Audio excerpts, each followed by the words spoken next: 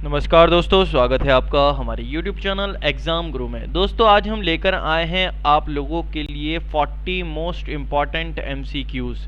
दोस्तों मैं फिर रिपीट कर रहा हूँ एक बात, बहुत ही महत्वपूर्ण जानकारी है, बहुत ही इम्पॉर्टेंट बात है। जो लोग भी अगर RRB NTPC की या फिर आपकी ग्रुप डी की आप तैयारी कर रहे हैं दोस्तों, तो उन लोगों के लिए ये सीरीज़ जो 40 MCQs की है ये बहुत ही महत्वपूर्ण और बहुत ही इम्पॉर्टेंट साबित होने वाली है, क्योंकि दोस्तों वही क्वेश्चंस इस सीरीज़ में हम लोग डालेंगे जिनके RRB NTPC या ग्रुप डी में आने के चांसेस दोस्तों 100% है। तो ध्यान से सीरीज़ को देखिएगा दोस्तों, मज़ेदार होने वाली है सीरीज़, आप लोगों को मज़ा आएगा। कुछ नए क्वेश्चंस, आप लोगों को कुछ नई रोचक जानकारियाँ इसमें देखने को और सुनने को मिलेगी। चलिए दोस्तों शुरुआत करते हैं बिना किसी देरी किए हुए, लेकिन उससे पहले दोस्तों फटाफट से चैनल को सब्सक्राइब कर दीजिएगा और अगर वीडियो को लाइक नहीं किया हो तो फटाफट से एक लाइक, एक शेयर और एक कमेंट भी कर दीजिएगा। चलिए शुरुआत करते हैं आज के इस वीडियो की, और पहला महत्वपूर्ण प्रश्न ये रहा आपके सामने। उससे पहले एक दोस्तों शेयर हो जाए कि सदा ऐश दौरा दिखाता नहीं, सदा ऐश दौरा दिखाता नहीं, गया वक्त फिर हाथ आता नहीं। तो दोस्तों ये वक्त है जो कि बहुत ही महत्वपूर्ण समय है आप लोगों के लिए।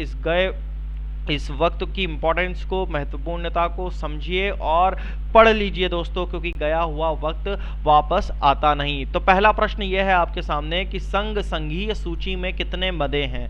तो कितने मदे हैं दोस्तों, फटाफट आंसर बताएंगे दोस्तों। 97 मदे हैं। कितने हैं? 97 मदे हैं दोस्तों। विधायी विषयों को संविधान की 7वीं अनुसूची की 3 सूचियों में विभाजित किया गया है। सूचियां एवं उनमें विभाजित विषयों की संख्या कुछ इस प्रकार हम लोग देख सकते हैं। संघ सूची जो रहती है उसमें 97 विषय होते हैं।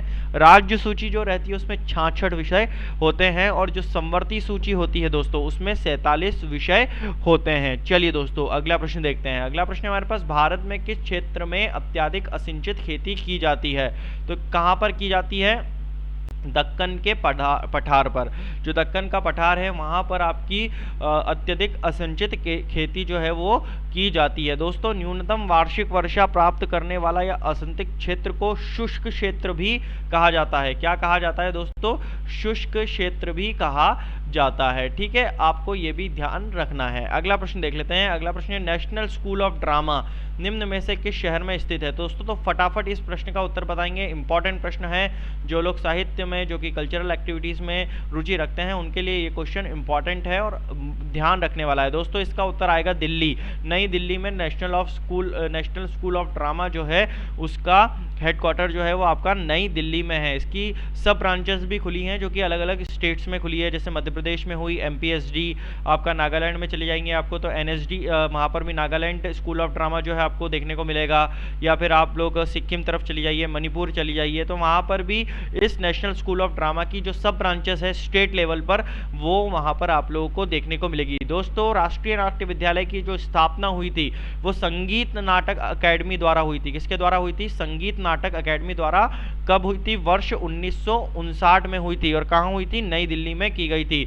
और वर्ष 1975 में इसे एक स्वायत्त संस्था बना दिया था, मतलब आपकी ऑटोनोमस संस्था इसे बना दिया गया था। कब बना दिया गया था? 1975 में इसको एक ऑटोनोमस यानी कि स्वायत्त संस्था बना दिया गया था। ठीक है, उसके बाद इसका जो आपका कंट्रीब्यूशन संगीत नाटक अकेडमी के द्वारा था तो वहाँ से हट गया था। ये संस्था रंगमंच के क्षेत्र में प्रशिक्षण प्रदान करती है दोस्तों, और वो प्रशिक्षण जो रहता है वो आपका 3 वर्ष का होता है। कितने का होता है?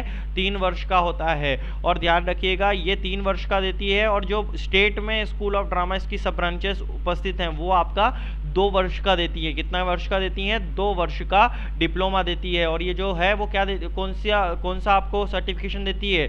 डिप्लोमा देती है। क्या देती है? डिप्लोमा इन ड्रामाटर्जी में आपका जो सर्टिफिकेशन कोर्स रहता है वो आपको इस एकेडमी द्वारा दिया जाता है। अगला प्रश्न देख लेते हैं। संविधान का कौन सा भाग नागरिकता के प्रावधानों से संबंधित है। तो कौन सा भाग संबंधित है?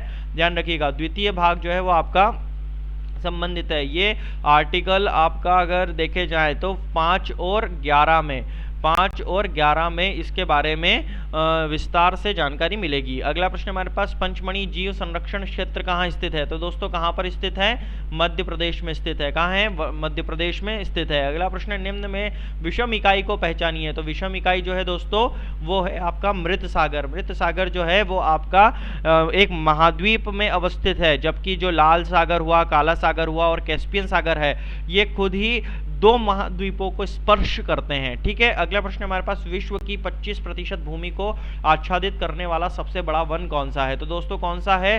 ध्यान रखिएगा, साइबेरिया का टैगा वन जो है वो आपका सबसे बड़ा वन है दोस्तों। अगला प्रश्न देख लेते हैं, हमारे देश में वन महोत्सव कब मनाया जाता है? तो दोस्तों वन महोत्सव जो है वो आप हमारे शहर में 1 जुलाई को मनाया जाता है। 1 जुलाई से 7 जुलाई के मध्य जो है इस वन महोत्सव को चलाया जाता है। इसकी शुरुआत जो है वो दोस्तों 1950 से हुई थी। ठीक है। अगला प्रश्न हमारे पास, लक्ष्मीबाई राष्ट्रीय शारीरिक शिक्षा संस्थान कहाँ स्थित है?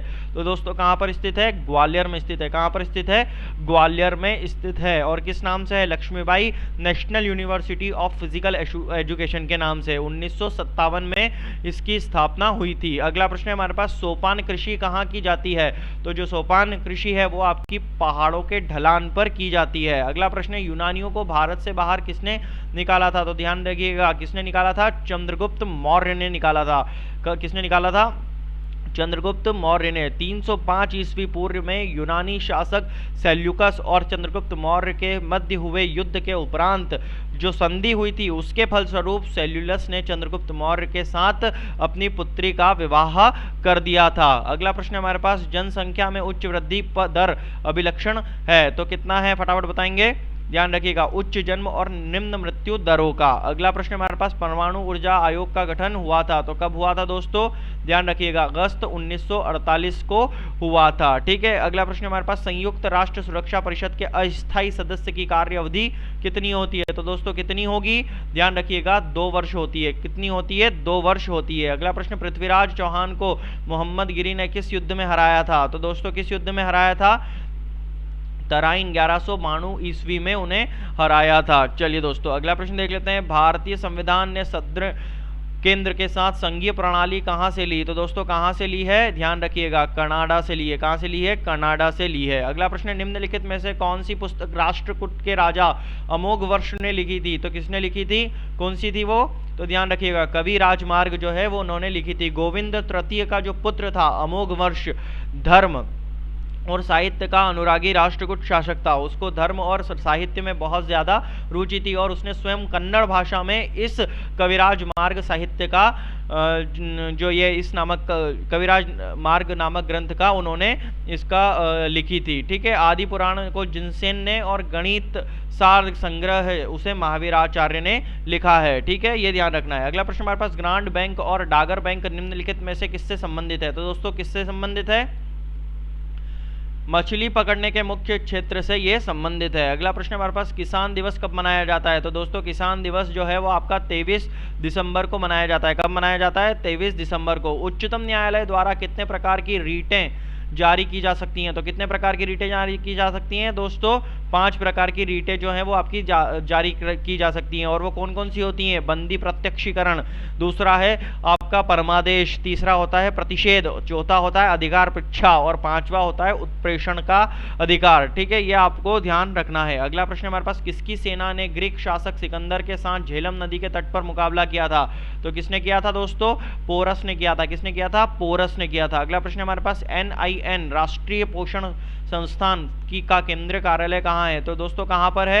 ध्यान रखिएगा, हैदराबाद में इसका केंद्रीय कार्यालय है NIN का। ठीक है, NIN का। ठीक है, अगला प्रश्न देख लेते हैं हमारे पास, निम्नलिखित में से कौन सा एक अधिकार का एक उदाहरण है? तो एकाधिकार का जो है वो कौन सा उदाहरण है? भारतीय रेलवे जो है वो आपका एकाधिकार का इसको पूरा जो उदाहरण हमको देखने को मिलता है वो भारतीय रेलवे मिलता है दोस्तों। लेकिन अब हो सकता है इसका भी प्राइवेटाइजेशन हो जाए, इसे भी किसी दूसरी संस्था के अंडर या दूसरी एजेंसी के तहत इसको भी डाल दिया जाए। अगला प्रश्न हमारे पास, सौर मंडल का सबसे चमकीला ग्रह कौन सा है? तो दोस्तों सौर मंडल का सबसे चमकीला ग्रह जो है वो आपका शुक्र है। क्या है? शुक्र है। शुक्र ग्रह सूर्य से दूरी के कम क्रम में दूसरा ग्रह है और सभी ग्रहों में यह सर्वाधिक चमकीला होता है दोस्तों। इसे पृथ्वी की बहन भी कहा जाता है, शुक्र को पृथ्वी की बहन भी कहा जाता है। अगला प्रश्न हमारे पास, भारतीय संविधान का कौन सा अनुच्छेद अस्पृश्यता का उन्मूलन करता है? तो कौन सा करता है?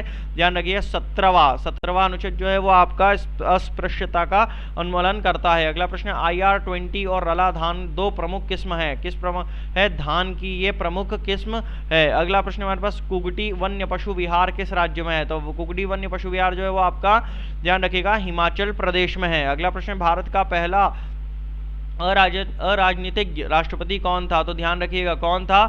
इसका उत्तर है दोस्तों APJ अब्दुल कलाम, जो कि थे अराजनीतिक राष्ट्रपति के नाम से भी उन्हें जाना जाता था, क्योंकि वो एक वैज्ञानिक थे, वे फलतः एक परमाणु वैज्ञानिक थे और उन्होंने विजन 2020 तथा पूरा योजना के नाम से उन्होंने उसको चलाया था। दोस्तों उनका कार्यकाल अगर हम लोग देखें तो 2002 से आपका 2007 तक उनका कार्यकाल रहा था। इसके बाद प्रतिभा पाटिल इसके राष्ट्रपति बन गई थी। ठीक है, अगला प्रश्न हमारे पास, निम्नलिखित में से कौन सा नवीनतम भूवैज्ञानिक युग है? तो कौन सा है? क्रिटेशन। कौन है? क्रिटेशन। अगला प्रश्न हमारे पास, निम्नलिखित नामों से प्राचीन भारत के चिकित्सा त्रय की पहचान करी है? तो किससे करेंगे हम लोग दोस्तों? चरक, सुश्रुत और वाग्भट्ट से हम लोग उसकी पहचान कर सकते हैं। ये तीनों ही चिकित्सक आयुर्वेद में सिद्धस्थ थे दोस्तों, सिद्धस्थ थे।